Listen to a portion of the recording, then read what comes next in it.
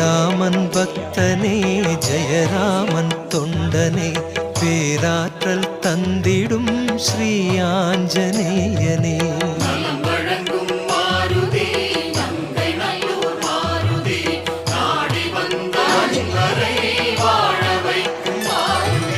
நின்றிருக்கும் நிலையினிலே நிழல் கொடுக்கும் மாருதி ராமநாமம் பாடி வந்தோம் பொன்னருளை நாடி வந்தோம்